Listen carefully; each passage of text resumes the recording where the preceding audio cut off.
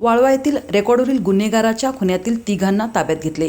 प्रथमेश उर्फ बबलू आमसिद्ध कोळी वय 21, अभिजित उर्फ सोन्या बजरंग परीट वय 24 आणि राजश्री आमसिद्ध कोळी वय 46 तिघे राहणार वाळवा असे ताब्यात घेतलेल्यांची नावे आहेत।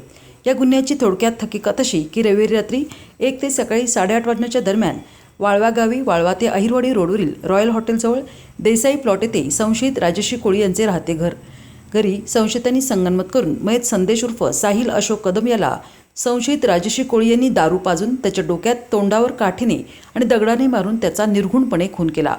तर संशयित राजश्री कोळी हिच्या घराबाहेर थोड्या अंतरावर नेऊन टाकले।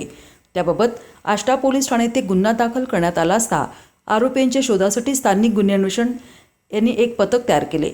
पथकातील पोलीस कॉन्स्टेबल संकेत कानडे, सूरज थोरात आणि ऋषिकेश सदामते यांना त्यांच्या खास बातमीदारामार्फत आणि तांत्रिक माहितीद्वारे या गुन्ह्यातील दोन्ही आरोपी हे बोरगावमध्ये शिंदेमळा परिसरात असल्याबाबत खात्रीशीर माहिती मिळाल्याने पथकाने त्या ठिकाणी जाऊन तिघा संशयितांना ताब्यात घेतले। त्यांच्याकडे चौकशी केली असता प्रथमेश कोळी याने सांगितले की मयत संदेश उर्फ साहिल कदम हा माझी आई राजश्री कोळी हिला त्रास देत होता, त्यामुळे आमच्यात वारंवार वादावादी होत होती।